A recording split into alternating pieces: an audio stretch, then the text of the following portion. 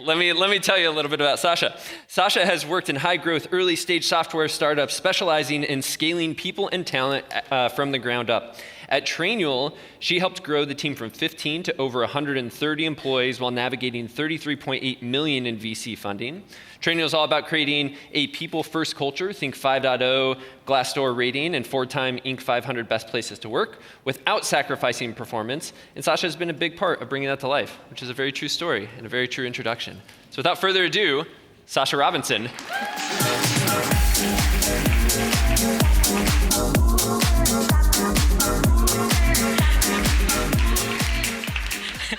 I tried to let the team let me do an interpretive dance to start off, and they vetoed it, but I'm sorry, because I'm actually really talented at it, so you missed out.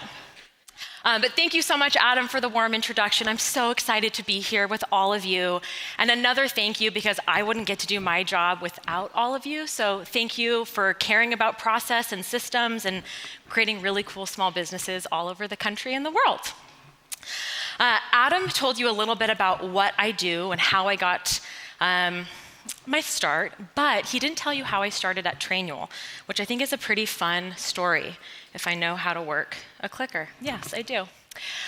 So this is Chris and I. Chris and I met, and it was a little bit of a will they, won't they work together. Spoiler alert, we do. But it was a 6-month courting process with Chris saying, like, you need to work here. And I was like, Chris, you have 10 people. You do not need me. You don't need someone full-time in HR, recruiting, people ops. And I was pretty persistent, like, no, I'm not working for you. And every few weeks, I'd get that text, like, hey, you want to work for Trainual yet? I was like, no, not yet. And finally, he's like, okay, can I just take you to breakfast, please? I'm like, sure. All right, I'll take a free breakfast. Food is my love language. Say less.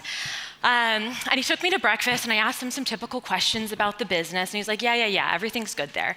But let me tell you about what I want to build. And so he started painting this picture. He's like, I want to build the best training and onboarding and Playbook software in the world, and a really, really high-performing business, like the biggest success story that Arizona has ever seen. And I would like to create the best culture in the world, where people love showing up to work every single day. They feel like they are challenged and growing. Their families love that they work there. They are incentivized, and they share in the financial wins of the business. And I want to do both of those, like no notes, let's do it. And I was like, that's pretty ambitious, but you sold me. All right, let's do this. And so this has been the North Star for us as we made every decision in the business, from what OKRs to set to what benefits to roll out, always balancing building an incredible high-performing business and building a people-first culture. And sometimes those can feel at odds or really hard to do together. And we've had to make some really tough choices over the last 5 years, but I'm really proud of what we've done. And I think the team's pretty happy with what we've done as well. You see a lot of teeth, a lot of smiles in this photo. I'm obviously very biased, and there's probably no incentive for me in my role as VP of People Ops to come up here and say, I suck at my job, people hate working here. So I did bring some objective data to back up all of my claims. We did it again, so many awards. So over the last 6 years, we have won Inc.'s Best Places to Work, not once, not twice, not thrice, but 4 times in a row.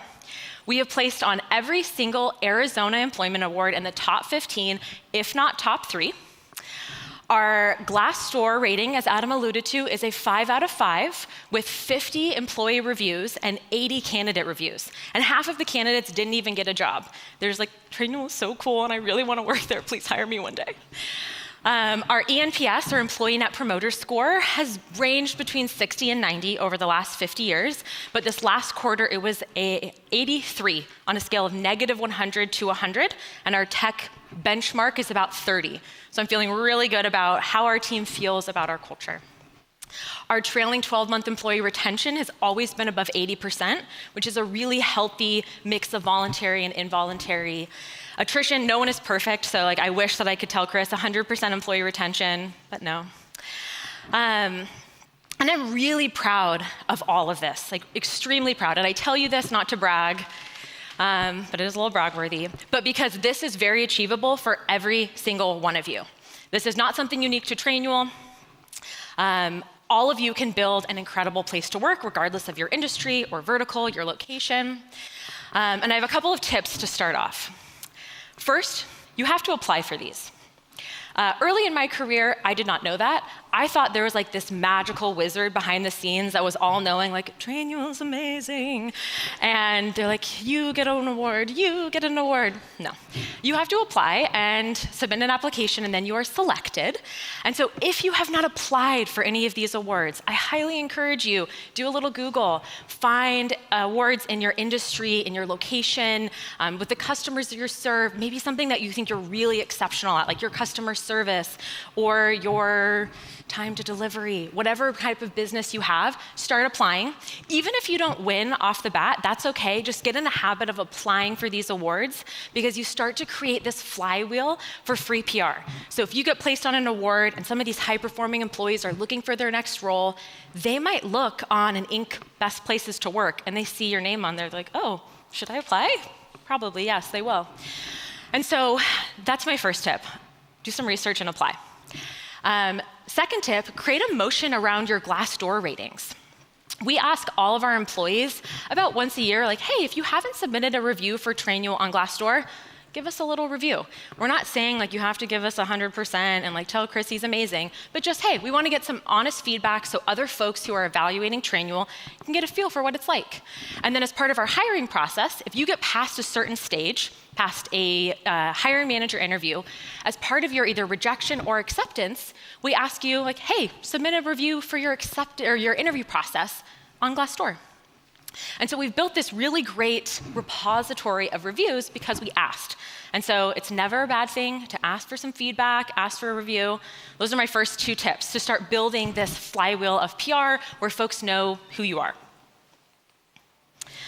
And I care about all of those awards, but the things I care more about are the qualitative comments I get from my team and leaders, like this one.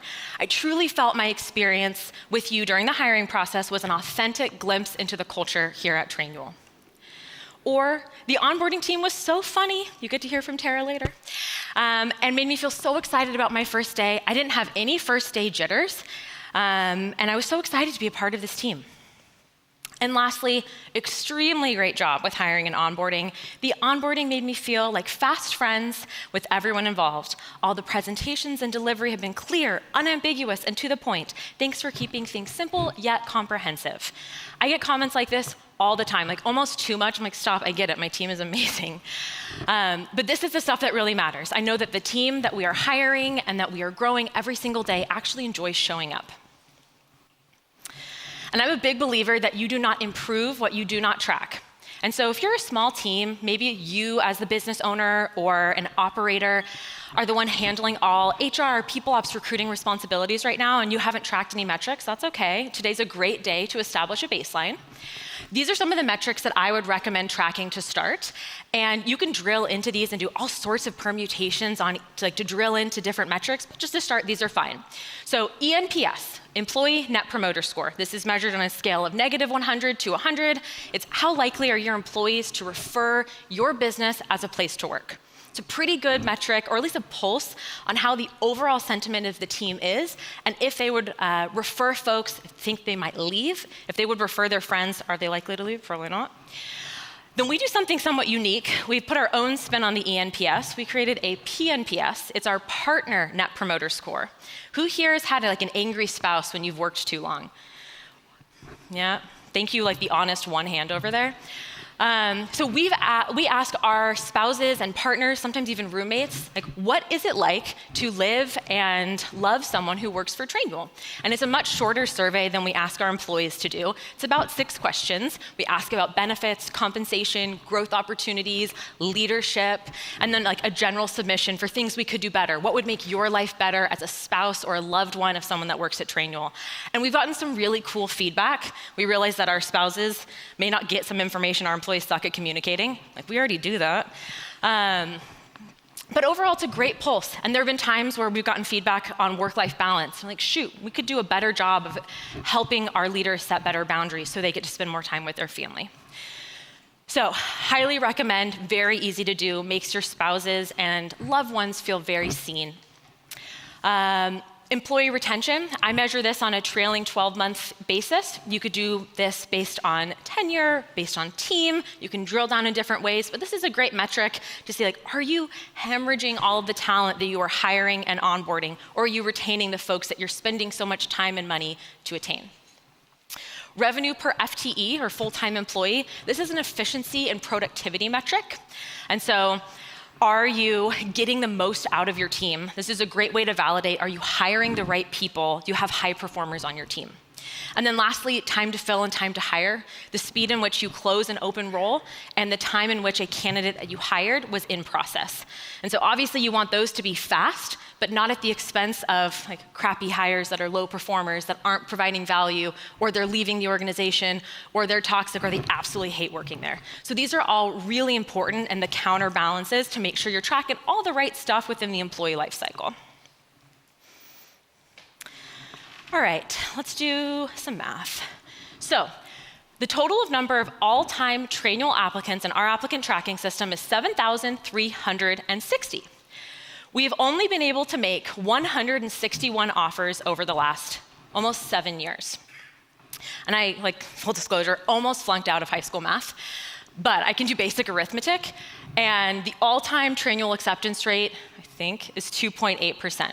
Which feels pretty good. And then we started doing some research and realized that Harvard's undergrad acceptance rate is 3.2%. So I'm not saying we're better than Harvard. No one's saying that, stop. But we might be. If you flash back to 2020, we had on average 33 applicants per role. It's not great. Maybe many of you are facing this now. It's like, I'm not getting the talent applying that I need for these roles. We hadn't really won many awards. We hadn't put in the effort on our employer brand, on our careers page, on our Glassdoor account. So we started putting in the work. Fast forward 5 years later, we are seeing just shy of 200 applicants per role, and some roles getting as many as 750 applicants. That's awesome. So bottom line, people want to work at Trainual. They think that it's a great place to work based on the information that we've put out. And we've been pretty clear on who we are, all of the amazing things about working at Trainual and why you'll love it, and our benefits and our team and our retreats, and it seems really awesome. And so we vet for our values and all of that in the hiring process. But just as important as it is to establish who you are and your mission and your vision and your values and the behaviors associated, is it to evaluate who is not successful at Trainual. And I'm not talking about like setting a value, like we don't want people that have egos, and then the anti-pattern is like, you can't have an ego. I'm talking about objectively good traits that might be a good fit at other organizations that are not a fit at yours. And I'll give you an example.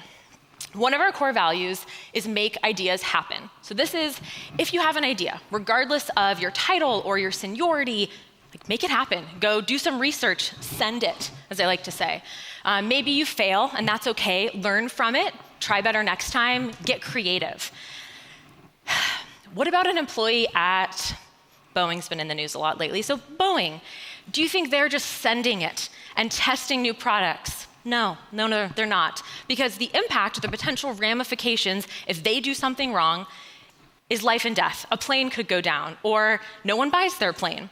And while it might feel like life and death if we ship the wrong feature, like the app's down for a second, it's really not. And so we value making ideas happen very fast, learning from those mistakes, over perfection and analysis paralysis. But I should not be hired at Boeing. God, you already know about my math skills. And someone from Boeing probably wouldn't be a good fit here. And so I would encourage you to think about the objectively good traits that may not be a fit, and be sure that you're evaluating those as well as all of your core values and other competencies for the role. All right, now to the meat of the session. So, there are tons of great places to work in the world. I'm not claiming that Trainual is the only great one. I wish it was, but we're not. But there's 3 things that I think that we do exceptionally well. So the first is that we do not sleep on onboarding. This is your first opportunity to make a great impression with all of your new people. It's a time to drive connection and productivity. So we're gonna dive into onboarding and a bunch of tactical tips that you can walk away with to implement in your business, honestly today, to help your onboarding process. Number 2, we invest in fun. You spend more time working than with your loved ones or your hobbies. And so why hate work? Don't. Love it. Invest in fun. And then lastly, we think long-term. I talked a little bit about the North Star, building a high-performing business that also was people first with a great culture. That was the North Star for me. So I make all decisions with that in mind, and it helps me not make short-sighted decisions that would harm me in the long term. All right, let's dive into onboarding. But first, let's dive into a little onboarding experience. Many of you are business owners and operators, and so you probably haven't interviewed or onboarded for a role like a traditional IC in a while. So I'm gonna ask you to pull from the archives some of those experiences, and let's, just for today, assume that we are all account executives. We're all salespeople, so get your sales on, hey. All right, you're at a place that you love. You make great money, you love your team, you love your leader, you love the culture, but you're really ambitious. And you really want to grow into people leadership, and that just isn't a possibility at your current org. And so you decide to take the leap and join a new organization as their sales manager. You're so excited. When you tell your leader, they're crying, soft sobs, no, please don't do it. But they support you, they want you to be happy. On the last few days before your last day at your current role, you get an email, show up at 8 a.m., here's the address. Oh, okay. A little detail would be nice, but that's fine. I'm a high performer, I'm excited. So you do a little research, I don't know what the dress code is, I don't know what the parking situation is, that's fine, I'm gonna figure it out, I'm smart. You didn't fail high school math like I did. So you roll in on Monday morning, you're supposed to be there at 8, you get there early. You can't find parking, and you're I guess it's $12 a day to park. It's fine, I'll deal with it. You make your way to the entrance, and the doors are dark, they're locked. I really hope this is the right building. So you wait, it's 7:53, 7:59, 8:04, it's still dark. You're if this is the wrong place, and I'm late on my first day, so help me. But finally, 8:07, you see some lights flicker on in the back. And you see someone with AirPods on, talking frantically, and they're oh, I see you. Oh, 1 second. You're cool, no, super desperate to wait out here behind the locked door. Finally, they come up, they open the door for you. They're still on the phone. They're sorry, I'm on the phone, just go in. Yeah, of course, again, team player, happy to do it. Finally, they take a quick break from their call and hey, I'm super busy. I kind of forgot you were starting today. I'm in back-to-backs, but I have some stuff on a desk in the back. Just head down the hallway and just start reading. Got it. So you start walking down this hallway. It somehow gets darker and more narrow and darker, more narrow as you walk. There's a flickering light and just this desk in this corner facing 2 walls with no windows, and there's cobwebs everywhere. And there's dust, so you sit down and just dust erupts. And you see this 4-inch paper binder. You're can't wait to dig in, sales manager time. And you open it and you're I'm pretty sure that company's out of business. And you read a little bit further, they're talking about faxing? What is going on? It is 2024. But you keep reading and you get 3 pages in, you're this feels so out of date. This cannot be right. And on the top of the binder, there's a Post-it that says, talk to the stakeholders. And you're what stakeholders? You're looking around, it's dark, you have spider friends all around you, but that's it. And so you go and you're trying to find people and you're just sitting at your desk, I might have made a huge mistake. I don't feel welcome today. I feel I'm not set up for success. I left a company that loved me. Do you remember the soft sobs? They were obsessed with me and I left that for this big role and it's not materializing. And so I'm sitting covered in dust with all my spider besties. Did I make a huge mistake? This might sound like a hyperbole, and yes, it is, but it contains elements of horrific onboarding experiences that we hear about all the time. I don't want to toot my own horn or my team's horn, but we do an awesome onboarding process, and people will disclose man, in my last company, they forgot to add me to payroll, so I didn't get paid for the first month. Or they forgot about me and didn't get me an asset or an email, and I was on the phone with IT until 8 p.m. on my first day. Or they didn't tell me that the dress code was business formal and I showed up in jeans and looked like a total scrub. And so it's little things, or big things, that make a really big difference in your entrance to an organization. And I'm a big believer that onboarding is the most underrated and important touch point of the employee journey to help you increase productivity and retention. Why though? Well, onboarding accelerates someone's time to value in their role. Feeling comfortable to fail, having clarity on expectations, and developing relationships allows new employees to get ramped faster. It reduces voluntary employee churn in their first few months, immediately making someone feel like they're part of the team, helping with the social elements of work, and creating a strong sense of camaraderie solidifies their choice to join the team. If I had had a friend greet me and make me feel welcome instead of being relegated to the back of the office with my spider besties, I might have felt more welcome and not regretted my choice to join the team. And then lastly, if you do a great job onboarding, it's going to save your recruiting team, your people ops team, and your management team some time. And for some of you, that may be one person. But if you hire and onboard the right folks, you aren't wasting time backfilling, maybe coaching up low performers, or having to get back into the weeds yourself to do that same job that you hired that person to do. And I just teased you with a lot of buzzwords, but like, what do we actually do to make onboarding great? I want to talk about touchy-feely vibes for a second. You can probably tell, love people, but it's kind of weird to talk about love and like good vibes at work. But I like to. And when people ask, like, what do you care about in someone's first week? Is it that they're at 100% Trainual completion, or they're already on the phone with customers? No, I care about that, obviously, but it's not the number one thing I'm thinking about. I'm wondering, have they gotten quality time with their leader? Have they met every peer on their team and started to make connections? Do they know who all the stakeholders are? So if you join a team where you're supporting other teams, do you know who you need to work with? And have you spent time that isn't working with these folks? Because we're social creatures, and the more comfortable we feel with the people around us, the more likely it is that we feel safe taking risks, or will be creative and innovative. Just so many cute smiles too, also, like great little after effect. So, how do you tactically focus on the feels? Well, we start the first day of someone's experience at Trainual with some personalized swag and snacks.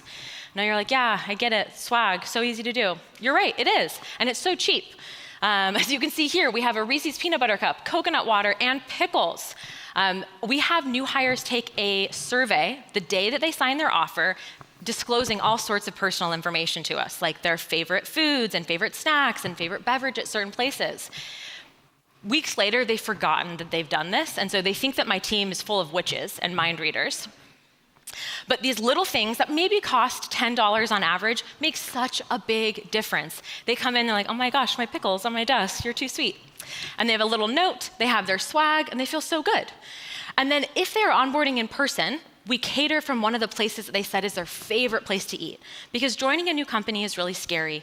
You left something or an organization where you knew all the people, you knew all of the responsibilities, you're probably pretty good at it. And so you take this risk, there's so much unknown, but having these little points of comfort, like things that bring you joy, things that make you feel at home, these are really easy signals to give your employees to make them feel welcome. And if you have remote employees, we just drop ship it and they get their swag, their asset, and all of their little num-nums in a bag.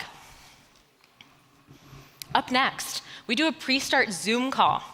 I am a people person, and I often make decisions based on people. So I have bought software when I really liked a salesperson. Has anyone else done this? I got a nod. Okay, one other person, cool. And then when they're like, yeah, I'm gonna hand you off to the onboarding specialist, I was like, what are you doing? I like you, I wanna work with you, right? And so we felt that a little bit too. Like, Marlo is our recruiter up here in the right top corner, and she is phenomenal. You'll hear from her tomorrow. And she's leading a meditation during one of the breaks. But people love her. The recruiting experience is unparalleled. And then she's like, all right, I'm handing you off to Tara to run our onboarding, and people freak out a little bit. And so we started doing a handoff call like you would do with sales and your customer success or onboarding rep before someone starts. And so Tara, who you'll hear from just after me, is incredible. And so they do this 30-minute, super goofy call, getting to know each other, like, hey, I'm gonna reduce all of those first day jitters. We're gonna talk through everything you need to know about your first couple of weeks. I'm going to talk you through all of the Trainual content I'm about to assign you. I'm going to tell you a little bit about me. I want to hear about you. And then you assign all the Trainual content after, so they're fully prepared for their first day. But then they roll up on their first day. They already know Marlo. They know Tara. They're like, I already have friends here. I'm super excited to start.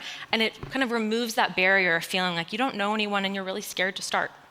So 10 out of 10 would recommend doing something like this. Feel free to steal. Next, a 30, 60, 90-day plan. This looks like a lot of words. Don't read it. Just understand the sentiment. You're setting your employee up for success. It'll probably take you 2 to 3 hours to put together a document like this. And I know you probably have no free time. Like, please, Sasha, not another piece of homework. But you spending 2 to 3 hours up front will give your employee weeks of focus, actually months of focus. I like to create 2-week wins. So this allows them to have some pretty public wins that could be really small, like they post in a Slack channel. But it helps them feel like they're succeeding in their role, helps build up a little confidence. And then for folks that don't know them, especially as the organization grows, it helps validate like, oh, that new hire's like pretty cool, they're smart. Then we have 30, 60, and 90-day milestones. So it clearly breaks down what do you want them to do. And this serves 2 purposes. One, for the employee, gives them clarity on what they should be working on. They're not randomly tracking people down or reading the wrong content or talking to the wrong people. And then it also, as the leader, allows you to have this really clear 90-day roadmap. If someone is not hitting these milestones, you can address it really quickly. It's like, oh, they didn't submit that, or even in the 2-week wins, like, did we make the wrong hire? But this has allowed us actually to do some very quick right-sizing and performance managing. And we've had some folks who like stumbled through this, but we hard reset expectations early, like, hey, I get it. And then they have rebounded and been incredible employees. But if you let them start with some poor behaviors and normalize that way, it's a lot harder to get them to a high-performing individual after that. The calendar. For those that know me, they know I'm obsessed with GCal. And so we arguably do too much for the calendar. But we schedule out every waking moment for their first 2 weeks. You can see here there's a bunch of different stuff. I'll get into what we put on this calendar, but many of you have probably joined an organization and you come to an empty calendar. Maybe they forgot to add you to team meetings and the all hands, and you have no idea how you should prioritize your time. So having something for the first few weeks allows them to assimilate. They have their 30, 60, 90. Some of those projects are tasked here. And you see we have heads down time so they can actually focus on getting some of those early projects done, or async content consumption time that maps to the trainings that they're doing to reinforce the content. So there's all sorts of cool stuff you can do with your calendar strategy. And some of the stuff that we do that I love: pre-scheduled stakeholder one-on-ones. This is Danny, one of our PMs. She's in the back. Hi, Danny. So we pre-schedule stakeholder chats. She came into a product squad, and she was working with our CTO, our VP of product, her leader, our CEO, our CMO. And so Tara had all of those meetings scheduled, because it's kind of intimidating to reach out like, hey, Jonathan, hey, Chris, what's up? I'm new, I'd love to chat with you. Your calendar's crazy, but like, let's just grab time. And so Tara makes it so easy. And then there's a clear agenda for the meeting, and everyone in that meeting knows, hey, this is partly to get to know you. I'm gonna share a little bit about me as a leader and as a person, what it's like to work with me. I wanna get to know you a little bit better. And then it's also, hey, let's figure out what some of your key projects are, how I can help you get to speed the fastest.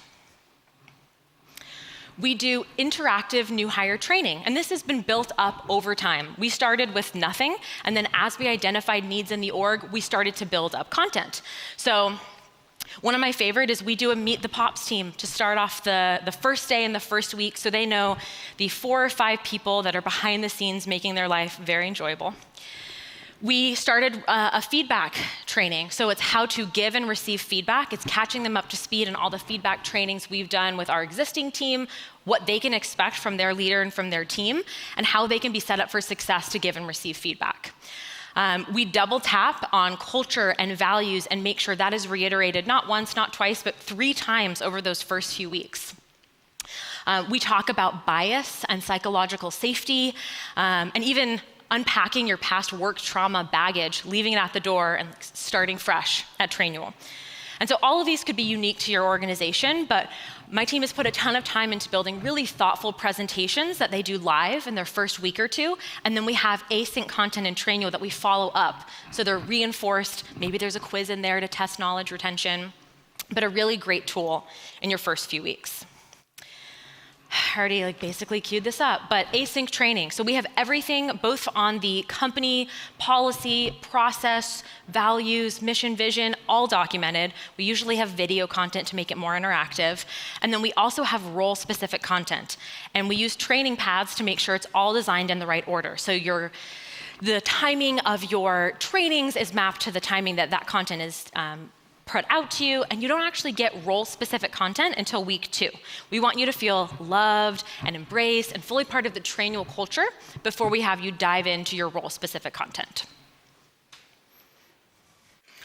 Pre-scheduled week 1 team bonding. Yes, that's me. Felt fun. So in their first week, we have them do a non-work bonding. So this could be pickleball. This could be, throwing clay, whatever, I don't know. The product team did it, it was really cute. Painting with the CX team, eating ice cream at the office and living on a sugar high. Whatever it is, it can be really, really cheap. It can be after work hours if you need all of those hours, but make sure you have some time just for fun. That's when you start to get to know each other.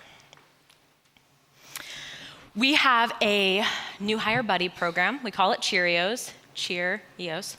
And so you're pre-matched with someone based on the bio that you submitted in that very witchy survey on your first day. So if you say, hey, I really like skateboarding and snowboarding and biking, we'll post in our Cheerios channel, we'll give all that information and say, hey, does anyone feel like they might connect with this person on a personal level? Raise your hand, you could be their Cheerio buddy. And so we get these really cool matches that are not on the same team, that are a peer to them, that like a lot of the same things, that could help introduce them to our affinity groups or clubs, or just help them feel connected and have a friend that's outside of their leader and their team starting day 1. And then lastly, we have everything that we talk about in the first few weeks reinforced by Chris. He's a great speaker up here, but he's an even better human and leader. And so he spends time with every single individual that joins our team. He builds a genuine connection with them. He tells the story of why he started the business, the mission, the vision, the values, and reinforces all of our values and norms. And as an example, one of my favorites, he talks about work-life balance. He's a father of 2 young boys, and he works really hard. He's worked really hard over the last couple of decades to build his various businesses, but he's never sacrificed time with his wife and date night and the time with his kids. And so he'll talk to people in their first few weeks and say, life only happens once. If there's a parade happening at your kid's school, make time for that parade. Be there for your kid, show up, and then we'll figure out the work stuff and make sure that your work and life are in harmony. And I think that's one of the reasons that people love working here is the flexibility, and that's reinforced from the very top down, and those behaviors are reflected top down. All right, hopefully I've sold you on some of the little tips and tricks for onboarding, little things you can do. Most of these are free and very, very easy. So next we'll get into fun. Genuine relationships based in trust are the linchpin of high-performing teams.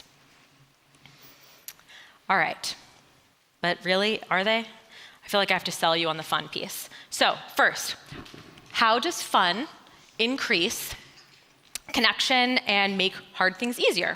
Well, it increases the speed of communication and collaboration. You can work faster, you can communicate more directly, you can offer feedback in real time if there's genuine care. Who here is had to give feedback to someone more senior than them that they don't know? It's the whole practice and, dear sir, may I give you feedback? And you practice and it's so uncomfortable. But if you know someone's hey, Jamie, can I give you some feedback? This Playbook event, not great. Just kidding, it's amazing.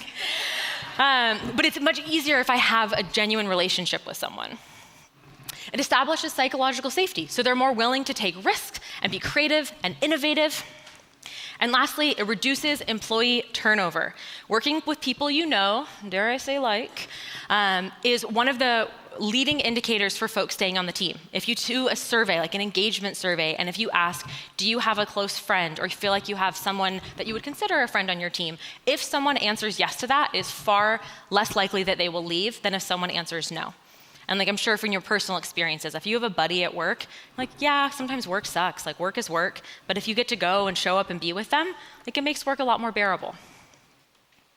So, how do we do that?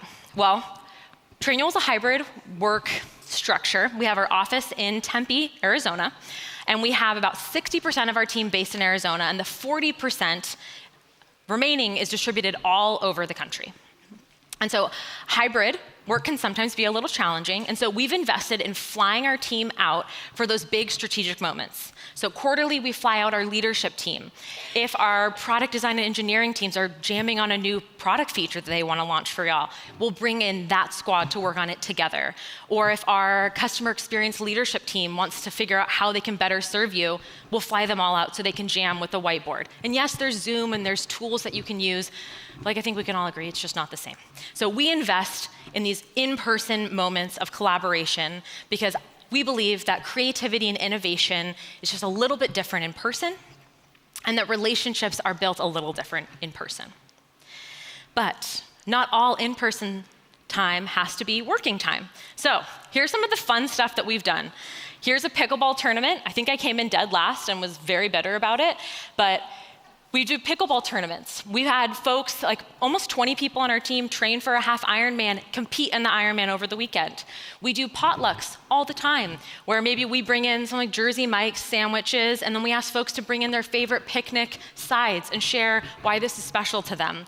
Or we'll do a remote chocolate making class, or remote game show, or we'll raffle off Suns tickets. And so these randomized groups of folks are coming together and building relationships. But the fastest way to turbocharge relationships on your team is through a retreat. You're probably thinking, no, Sasha, no, I can't do a retreat. I have too many people, or we have to be online all the time. There's no way I could take a step away from my business. I hear you. And if you have less than 100 people, I think that this is possible for you, and I'll tell you why. There's no prescriptive approach to what you do for a retreat. It could be 4 hours on a Saturday at a park near your office where you're doing some fun games and trust building activities and you have some good food. Like work isn't disrupted, it's very inexpensive. Or you could take your whole team to Bali for a week. I don't know, like you tell me what we should do. But there's options, and it could be anywhere in between. Trainual has run 4 retreats. We had to take a little break because of COVID, and then we picked her right back up. And we've spent between $1,600 and $2,300 per person for a retreat. Don't believe me? I brought the budgets.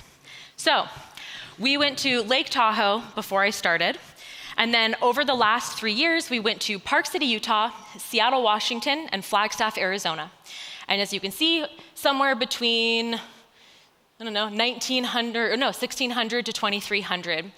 We've had anywhere from 73 to 94 attendees. And this budget was for 3 hotel nights, airfare for every single employee, ground transportation, all food, activities, and all the fun that we do. And so it is possible. Tara is an incredible events planner. She calls it champagne on a beer budget. And so we do a lot of research, we find the right vendors, we get creative, but there is absolutely a way to do a retreat that is really meaningful for your team. And you might think, like, man, $2,000 is a lot of money for an individual. Would they rather have those dollars back in their pocket rather than spending 3 days with coworkers? Maybe.